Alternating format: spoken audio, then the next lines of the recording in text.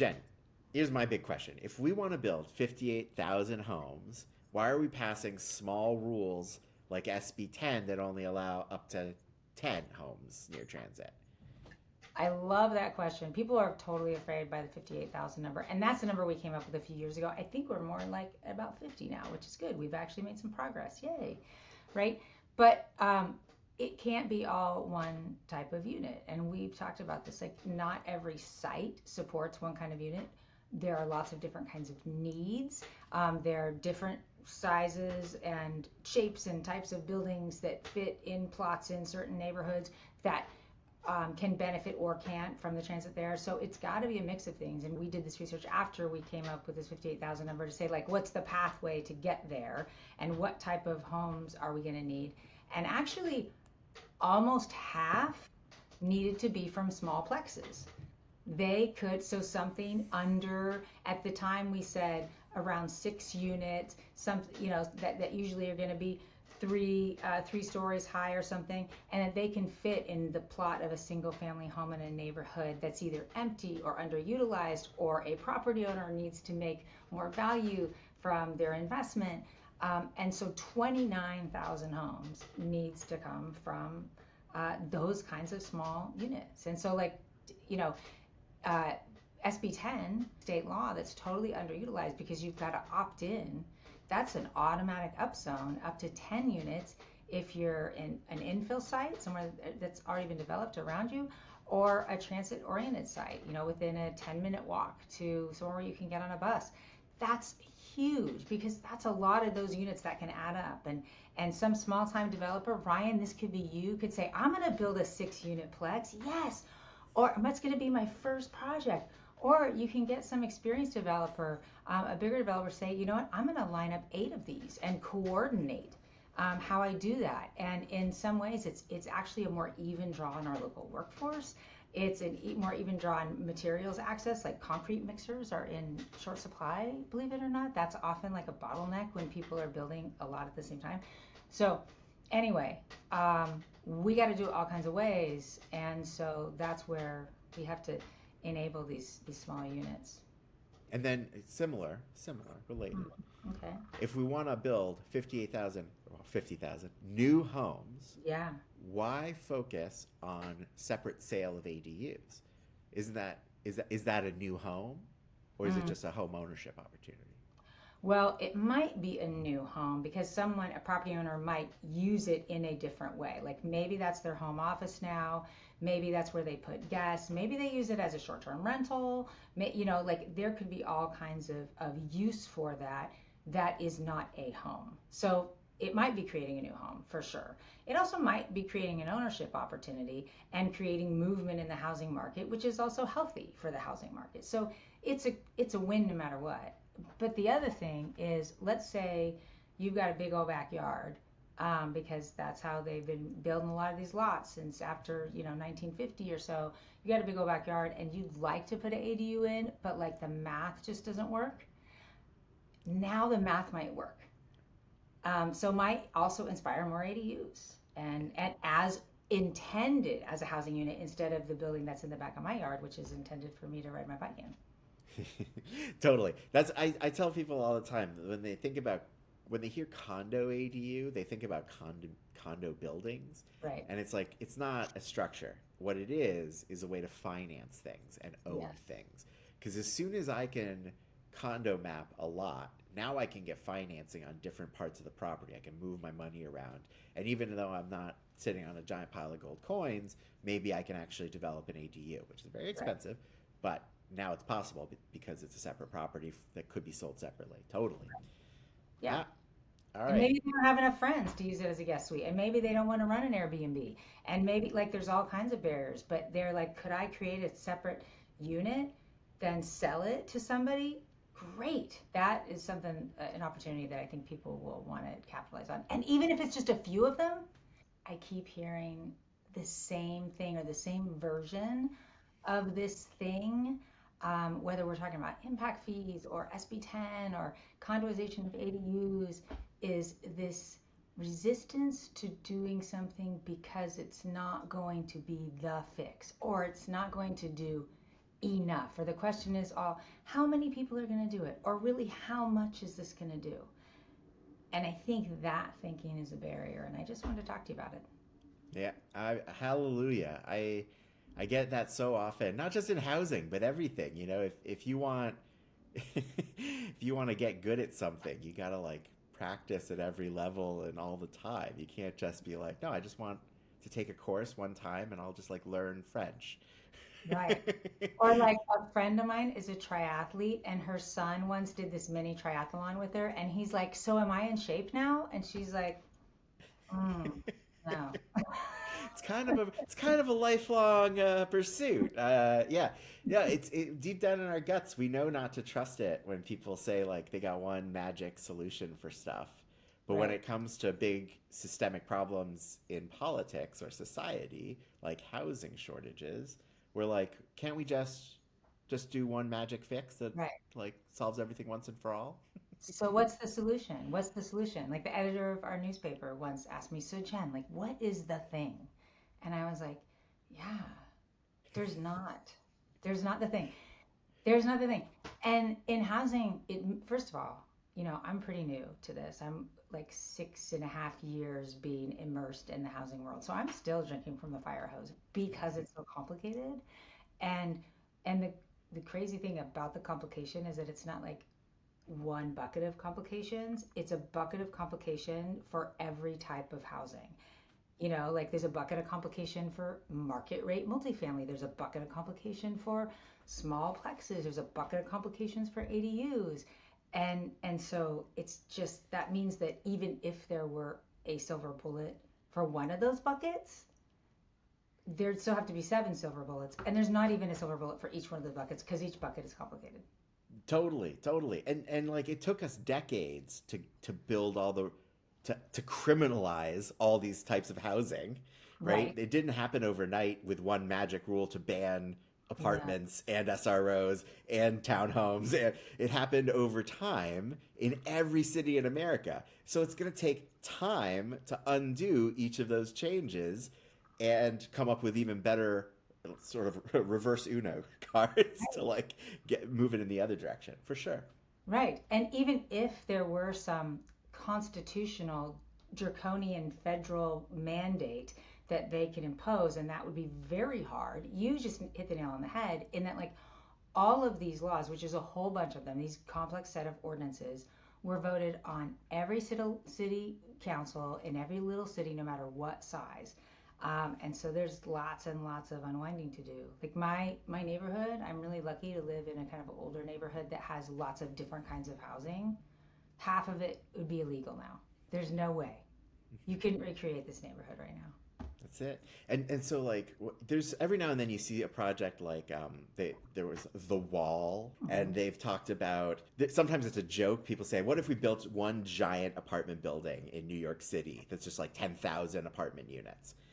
Even if you hit the number of units you needed in that one building or that one type, like we talk about, that's not actually a solution because people need different types of housing in different Yeah. locations, right? And like, we don't want one magic solution.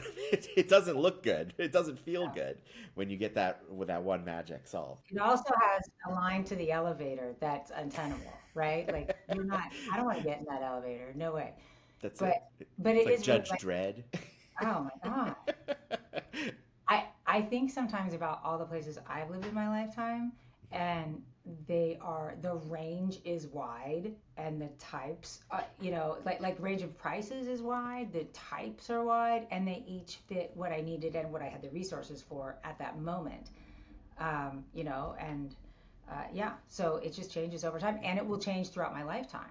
Yeah, it's. I mean, this is very American, right? But like, I've lived in other countries, and I get to live in California now, and I feel like we all value choice and Mhm. freedom, right? And like, if I want to choose to live in a single family home, that's one choice. But if I want to choose to live in an apartment right next to the BART station, like I would love to have that option. And in particular at this stage of my life, I really wish I had that option. Right. But it's just like where I happen to live in beautiful Napa, there's a lot going for it, but man, we do not have that mass transit apartment walk up solution. Yeah. And that's, to some extent, it feels a little un-American to me that like this is a country where I could go to the store, I could find the thing that's for me. People could try different products and they'll see if there's a me out there who wants it, but not with houses. With houses, five people in the city like 40 years ago decided what kind of houses would be in each neighborhood. Yep. And now when we come back and we're like, what if we allowed a second house behind that house? Then everybody's like, well, that's just incremental. Right. And then to dive more deeply into the Americanism of it, and I want to say that in the best sense Yeah, of being an American, which sometimes doesn't always match what's happening day to sure, day, sure. unfortunately. But once you own a property, we want to be able to do what we want on it, right? It is my property. If I want to build something, I want to build something. If I want to paint it blue, I want to paint it blue. And if I want to change the color next month, I want to change the color next month, right? So I think that the property rights issue within limits where you are not significantly impacting somebody else, I think that's an issue here too. Yeah, totally. It's, and and I totally relate with everybody who, because I own a house. I'm very lucky. And when my neighbor does something, I have opinions in my little head, Right? and I could walk over and talk to them like an adult, but I have to understand that it's their house and their land. And like sometimes I'll plant a tree, and maybe my neighbor doesn't like oranges. I don't really. Yeah. It's my orange tree. Like Right. that's part of it. That's part of it. And if you want to live in a really dense town like Berkeley, like you're accepting that your neighbors are going to be that much closer. If Mhm. you want to live really, rural and like you're a farmer and you got tracts of land, you're going to have a lot you're going to have to walk a while before you see your neighbor's place. But in, again, like towns like Sebastopol, towns like Napa, where we happen to be, we've chosen a pretty, like a relatively dense situation where like I know I have like six neighbors within earshot, and like they're my neighbors, right? It's part of Yeah. it. It's part of the reason I chose this street, right? And those same neighbors, I have a neighbor who, first of all, we have an orange door, and some people love our orange door. And then because orange is like so subjective, like I can't stand the color red. I really minimize it. I feel like anyway, I can't, I don't Sure. love the color red. That means that also some people don't love the color orange. And so as Sure. many people come up and say, I love your orange door, there are probably people who do not love our orange door. And there's a few neighbors down the street, and I'm not going to say what street I live in, so nobody knows, but who doesn't keep good care of his yard, his front yard. And I walk by and I'm just like, I roll my eyes, like, why can't that guy just clean it up? It would just take an afternoon. Why wouldn't he do it? And then it bothers me for walking past his house. And then once I get past his house, I also am like sort of embarrassed, like, really, am I going to let that bother me? And like, wow, I live a pretty good life if that's the thing that's going to bother me. Yeah, totally, totally, totally. But it's so Anyway, that's the shtick. And in my head, I'm like, I get to live in a country where, in most situations, it's all about choice. I have tons of freedom. I get to choose, what I do in my day, what food I eat, what products I use. I get to choose that, right? And but then when it comes to where, how I live, like the structure I live in, it's surprising how little choice I feel like I have. And I'm still lucky. I meet so many people, like the people who were working for the most, right?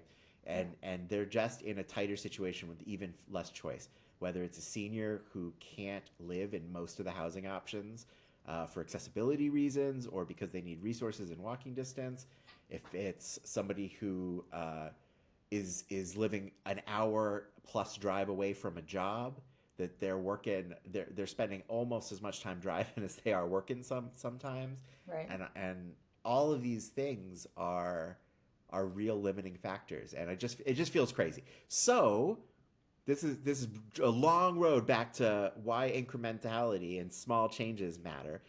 I Yeah. don't think five elected officials at my city or anybody's city are all knowing. And if they think that, then we got to have a deeper conversation. Yeah. Most of these people, no, they don't know what the future is. They don't know what every single citizen wants. The best they can do is create an environment where we have choice again. Mm-hmm. And that that doesn't mean you wave a magic wand and build one type of housing or pass one law. It means you have to do the hard work to create an environment where lots of different people are going to come forward and build lots of different options, and then we all have choice again. Right. And not only do we want to work to create that choice, but in some ways, if we're going to build the number of homes that we need, we have no choice but to create choice because not all sites that are buildable will support the same kind of thing, Totally. right? So, and also, do we want to make the highest best use of every site? But you can't, like, if you want to go back to the let's house everybody in one giant building in New York, there might not be a site that would accommodate such a thing. So we have to like say, we are of limited land, like there's two things that we are limited on no matter what, that's non-renewable, and it's time Mhm. and it's land. Mhm. So we've got to make the most of it. So like we also have to build in different ways and create choice in order to do this. So there's no choice but to create some choice. Yeah. We got Because no choice but choice. There's a silver lining, or there's like a positive flip side to this too, which is like sometimes these small incremental seeming reforms deliver way more than we ever thought they could. right. And that's part of the success. One of the things you led with is like, let's let people sell ADUs as starter homes, right? And that's a policy that only exists today because ADUs have surprisingly over delivered, right? Right. Where the only reason, to some extent, we got the ADU reform passed in the first place is because people were like, well, that's so small, that's so incremental Right. that we could try it. Like, sure, That's not scary. No one will do it. that's it. And of course, if I had, I'm an ADU guy, I love them. But if I had to put all my bets on like which housing reform in 2020 would have created 100,000 new units in California, ADUs wouldn't have even been in my top three. Right. And so the benefit of this approach of incremental change is that you never know which of the little changes is suddenly going to open a floodgate and create a lot of really wonderful choices, really wonderful opportunities. So I think that's right. And then it also empowers lots of people to be part of the solution. Like everyone's got to see everyone's on board. Well, and at the same time, we don't want big corporate overlord landlords. Well, okay, then that means we need to empower lots of different people and organizations and companies to develop, and they have access and entry points and resources to do different kinds of things. yeah, So let's create all kinds of opportunities. People will be working on the solution, which in the ADU situation might just be might just be me. In fact, it has been me, and and I lived in my ADU for 15 years. That's my home ownership story. Is because I could live in my ADU and rent the big house out, I could afford this home. That's how I got in. And so, this is empowering people, like as many people as possible, actually. yeah, Create it's opportunity. it, it's totally true. I think one of the concerns I often come to housing reform with is like, okay, let's say I get this and it's super effective. Is it going to have negative trade-offs? Like, am I displacing people from the existing neighborhood? Am I having an impact on the environment because the city is growing? All these questions are super important things to think about when we're addressing housing solutions.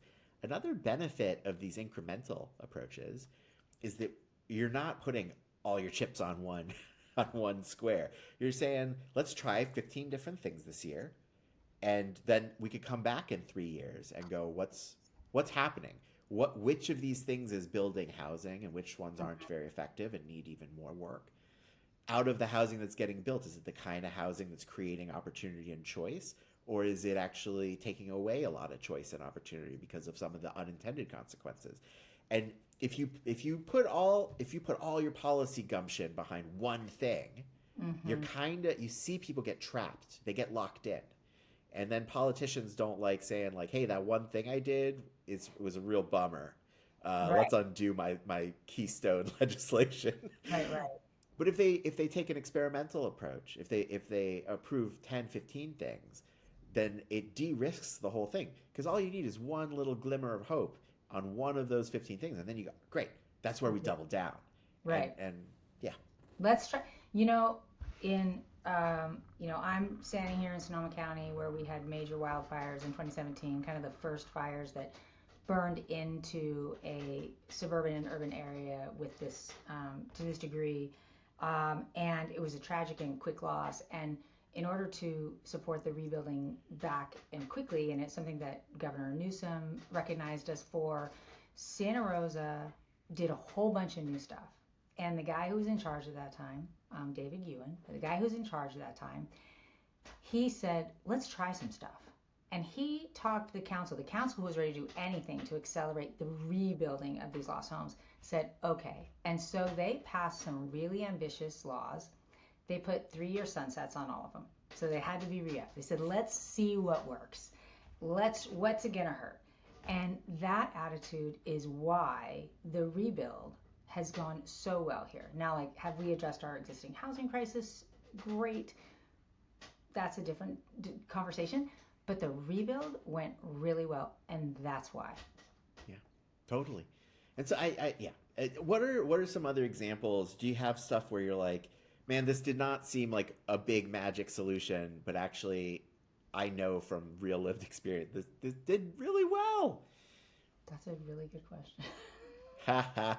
I remember one of the first rebuilds I visited in Santa Rosa. It was in like that kind of hill neighborhood above Santa Rosa, and Good. they Yeah. yeah, and the homeowner rebuilt with a detached garage ADU, Mm-hmm. and it was a small unit, but it's a unit that didn't exist before. And this is one of these weird things. I would have never predicted this. I would have never written a law for this unit to exist. But what she had as her tenant, she's like, this is the best tenant ever. Uh, she's got a significant other. They live together, but she wants some independence. So she still has most of her stuff in this ADU. and and like I see her once every other week because they basically live together, but they're not ready for that step yet. And like it's just that's not a typology any of us are planning for when we get wonky and we're like, what kind of housing do we need? But if Right. that unit didn't exist, that same tenant would be renting a full-fledged apartment somewhere Right. and like using that space, right? It's musical chairs when there aren't enough units. And so I Right. just think you see little things like this which are fallouts of the the uh the wonderful way that they implemented the this expedited permitting after in the rebuild process that really changes the shape of a community. I think that's right. And I actually have a good example too that is somewhat similar, but somebody who lost their home here in Sonoma County in the fires.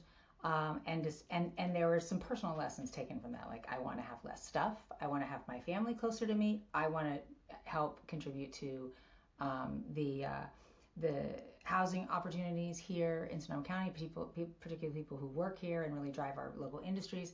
And so they bought a little plot of land that was going to be zoned for some units and built a small house and 3 small studios and created opportunity for some of their family members if they want to build another house to have sort of like a family commune. So one person with one housing unit ended up creating 4 units and the potential for more. And I want to acknowledge that this is a person who has some means and some assets and can do that. But all those people on the property, just like you just said, would be competing for other units somewhere else if they didn't exist. Like, just adding to the stock, no matter what it is. Add some more deck chairs. When you and I first talked about these barriers that folks are throwing up, saying it's not enough, it's not enough, what's it going to do? Only a few people do this, only a few people do that. It brought to mind what I think of as like an old African proverb about the way you kill a rhinoceros is with 1,000 mosquitoes. I looked that up because I don't know if it's real. I looked it up on my frenemy, ChatGPT, and it was like, no, that's not real, but it's close, and nobody really knows where it comes from. But there's all kinds of cultures use the same thing. But the idea is, that it's not the silver bullet, it's the silver red shot. You've got to do all the things Yeah, and empower lots of people to be working on the problem in the way that they can. And some of it's through ADUs. I love it. I was toying with the metaphor, 'cause, not that I didn't love the rhinoceros, but I think you got to build some things brick by brick, Brick by brick. and if I've never heard somebody go like, well, it's not worth putting the next brick on. Right. Yeah, no, but or if we're gonna like mix all kind of metaphors Yeah. and stuff. You could also say like they talk about saving for retirement or whatever. It's like the best time to start doing that was 20 years ago. The second best time is today, right? You've got to start. You want to keep. Yeah. It's gonna be 10 years from now. In 10 years, no matter what. Do you want to be in 10 years with more housing, or do you want to be in 10 years still talking about housing? That's it. That's pretty much the choice we're making. That's over Do and something, over. do something, or get nothing. You got to do something. Yeah, All right. If people are watching this, that's the message. Do something. do everything. I think the answer is do everything for all the things. If Yeah, people want to know information about literally the next thing that they can help with, what should they do, Jen? Where can they learn more? they go to generationhousing.org. They could go to our socials, which are all at We Are Gen Age. Gen H, like your hat. We Right, are right, Gen right, H. right here. All it's right. We Are Gen That's it. Age.org. All So the socials. Yeah, free, you get all the information you need to be a good advocate that's working on the next thing and the thing right. after that and the thing after that. And if you can afford to support us, even the $1 donation helps because it lets our elected officials know, man, a lot of people That's right. support this. It's not just a bunch of crazy yahoos zooming about That's right. killing We've got skin in the rhinoceroses. game. We are Gen Age, the generation of people who want to actually do something, do all the things.